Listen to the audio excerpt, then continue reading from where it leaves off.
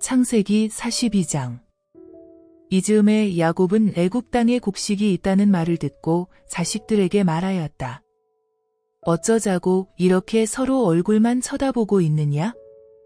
애굽에는 파는 곡식이 있다고 하더라. 그러니 애굽으로 내려가서 곡식을 좀 사오도록 하여라. 그래야 우리가 굶어 죽지 않을 게 아니냐? 그래서 요셉의 여형은 곡식을 사려고 애굽으로 내려갔다. 그러나 야곱은 요셉과 같은 배에서 나온 베냐민은 보내지 않았다. 베냐민에게 혹시나 어떤 불미스러운 일이 생기지 않을까 염려스러워서였다. 이렇게 이스라엘의 아들들은 다른 사람들과 함께 양식을 사려고 애굽으로 내려갔다. 가나안 땅에도 기근이 무척 심하였기 때문이다. 애굽의 총리인 요셉은 세계 각지에서 몰려든 사람들에게 곡식을 팔았다. 요셉의 형들도 곡식을 사려고 요셉에게 나아가 무릎을 꿇고 얼굴을 땅바닥에 대고 절하였다. 요셉은 자기에게 절을 하는 형들을 알아보았다. 아, 형들이 곡식을 사러 여기까지 내려왔구나 하고 속으로는 무척 반가웠으나 겉으로는 일부러 모른 체하고 시침을 뚝대고는 형들에게 엄한 목소리로 물었다. 너희는 어디서 왔느냐? 예, 가나안에서 왔습니다. 먹을 양식이 떨어져 이곳까지 곡식을 사러 왔습니다. 하고 형들이 대답하였다. 요셉은 자기 형들을 알아보았어도 형들은 요셉을 알아보지 못하였다. 요셉은 이러한 형들을 바라보자 오래전 가나안에서 살 때 형들에 대해서 자기가 꾸었던 꿈이 생각났다. 그래서 그들에게 이렇게 다그쳤다. 너희는 정탐꾼임이 틀림없다.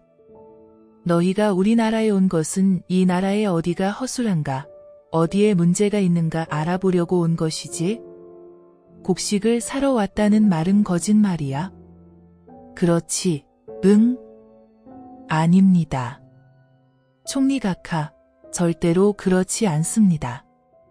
저희들은 먹을 것이 없어 이곳까지 곡식을 사러 온 것입니다. 우리 모두는 형제지간입니다. 총리 각하, 저희는 거짓말을 할 줄 모릅니다. 정말입니다. 믿어주십시오 하고 형들이 애걸하였다. 무슨 소리냐? 너희는 정탐꾼인 것이 분명해. 우리나라에 어디에 문제가 있는가 알아보려고 온 것이 틀림없어 하고 요셉이 소리쳤다. 총리 각하, 우리는 가나안 땅에 살고 계신 한 사람의 아들들입니다. 본디 우리는 12 형제였습니다만 막내는 지금 가나안 땅에 아버지와 함께 있고 다른 동생은 죽었습니다. 하고 형들이 설명하였다. 요셉은 계속해서 그들을 다그쳤다. 그래, 너희는 정탐꾼이 분명해. 내 말이 틀림없어. 내가 자꾸 다그치니까 너희가 아니라고 이런저런 거짓말을 둘러대는구나. 바로께서 살아 계신 것을 두고 내가 맹세한다. 너희가 막내 동생을 이리로 데려오지 않는 한은 여기서 한 발자국도 옮겨놓지 못할 것이다. 너희 형제 중 한 사람이 가서 너희 막내 동생을 데려오너라. 그동안 나머지는 여기 감옥에 가두어 두겠다. 너희가 하는 말이 정말인지 내가 알아봐야겠다. 내가 다시 한번 말해두지만 바로께서 살아계심을 두고 맹세한다. 너희가 막내 동생을 이리로 데려오지 못하면 너희는 분명히 정탐꾼일 것이다. 그러고 나서 요셉은 그들을 사흘 동안 감옥에 가두어 두었다. 사흘 뒤에 요셉은 그들에게 다음과 같은 조건을 내걸었다. 나는 하나님을 모시고 사는 사람이다. 그러니 너희가 내가 내거는 조건을 그대로 따른다면 너희를 살려주겠다. 너희가 말한 것이 사실이라는 것을 내게 증명해 보여라. 너희 가운데의 한 사람은 너희가 갇혀있던 감옥에 그대로 있고 나머지는 곡식을 줄 터이니 가지고 집으로 돌아가 굶고 있는 내 식구들에게 곡식을 갖다 주어 굶주림을 면하도록 하여라. 그러나 너희는 막내 동생을 꼭 이리로 데려와야 한다. 그렇게 해야 너희가 한 말이 사실이라는 것이 증명될 것이다. 그렇게만 한다면 너희를 사형에 처하지는 않겠다. 그들은 그렇게 하기로 하였다. 사실 또 그렇게 할 수밖에 없었다. 어쩔 수 없이 그렇게 하기로 하고는 서로 이렇게 한탄하였다. 그래, 우리가 우리 아우에게 못된 짓을 한 벌을 받는 거야. 아우가 살려달라고 애걸복걸할 때에 돌아보지 않고 매몰차게 대했더니 급기야는 이렇게 어려운 일을 당하고야 마는구나.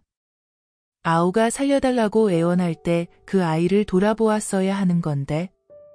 르우벤이 답답하여 아우들에게 푸념하였다. 그러게 내가 뭐라 하더냐? 그 아이를 해치지는 말라고 진작부터 말하지 않더냐? 그런데도 너희가 내 말을 듣지 않더니 이게 무슨 꼴이냐? 우리가 그 아이를 죽게 하였으니 우리가 그 대가를 받는 것도 당연한 일 아니냐? 요셉은 형들 사이에 통역관을 세워놓고 이야기를 나누었으므로 형들은 요셉이 자기들끼리 하는 말을 못 알아듣는 줄 알고 있었다. 그러나 요셉은 형들이 서로 하는 말을 다 알아듣고 있었다. 요셉은 형들이 있는 앞에서 떠나 마구 울기 시작하였다. 잠시 후 요셉은 마음을 진정하고 다시 형들 앞으로 나아와 형들 가운데에서 시므온을 지목해내어 다른 형들 앞에서 그를 묻게 하였다. 그리고 부하들에게 명령하여 형들이 가져온 자루에 곡식을 채우고 또 그들이 곡식값으로 가져온 돈도 도로 그 자루에 넣게 하였다. 또한 고향으로 돌아가는 도중에 먹어야 할 양식까지도 챙겨주었다. 형들은 나귀에 곡식을 싣고 길을 떠났다. 길을 가다가 그들이 밤을 지내려고 어느 곳에 이르렀다. 그들 가운데에서 한 사람이 나귀에게 먹이를 주려고 곡식 자루를 풀었다. 그런데 그 자루 아귀에 돈주머니가 들어있지 않은가? 아니, 곡식값으로 가져갔던 돈이 여기에 들어있다니 이게 어떻게 된 일이야? 하고 그가 형제들에게 말하였다. 그러자 그들은 모두 가슴이 철렁 내려앉았다. 그들은 정말 두려워 어찌해야 좋을지 서로 얼굴만 쳐다보며 아이고, 어쩌자고 하나님께서 우리에게 이러시는 걸까 하면서 낙심하였다. 그들은 가나안 땅에 있는 아버지 야곱에게 돌아와 자기들에게 있었던 일을 일일이 이야기하였다. 애국 총리가 우리에게 엄하게 말하더군요. 우리더러 자기 나라를 정찰하러 온 정탐꾼이라는 거예요. 그래서 우리는 정탐꾼이 아닙니다. 하고 말했지요. 그러면서 우리는 거짓말을 할 줄 모릅니다. 우리는 모두 한 아버지에게서 태어난 12 형제지요. 우리 형제 중 하나는 죽었고 막내는 지금 가나안 땅에 아버지와 함께 있어요. 했더니 그가 이렇게 말하는 거예요. 너희가 이렇게 해야 너희가 하는 말이 사실인 것이 증명될 것이다. 너희 가운데 한 사람은 여기에 머물러 있고 나머지는 곡식을 갖고 고향으로 돌아가 굶주리고 있는 식구들에게 곡식을 갖다 주어 굶주림을 면하게 하여라. 하지만 반드시 돌아와야 한다. 그땐 너희 막내 동생을 이리로 데리고 와야 한다. 그래야 너희가 정탐꾼이 아니라는 사실이 증명될 것이다. 너희가 이렇게 해야만 나는 너희 형제를 너희에게 돌려보낼 것이다. 그때에는 너희가 이 나라에서 살아도 괜찮고 장사를 해도 괜찮을 것이다. 이렇게 말하고 형제들은 모두 자기 자루를 쏟았다. 곡식을 모두 쏟아내자 다른 자루 속에서도 각기 돈주머니가 함께 쏟아져 나왔다. 아버지 야곱과 요셉의 형들은 모두 놀라며 두려워하였다. 그러자 아버지 야곱이 가슴을 치며 한숨 지었다.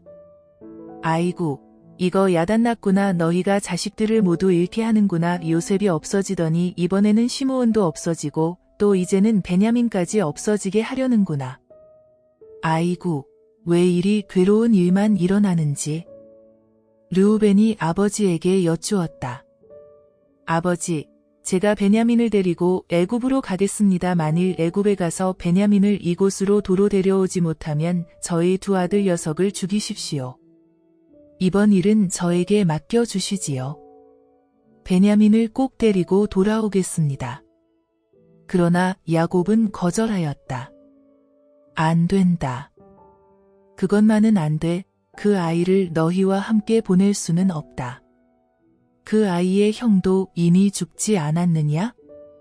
그런데 하나밖에 안 남은 그 아이마저 죽는다면 어쩌란 말이냐? 내가 벌써 이렇게 늙지 않았느냐? 그래, 그 아이마저 죽는다면 나는 슬픔을 지고 저승길로 떠날지도 모를 일이다.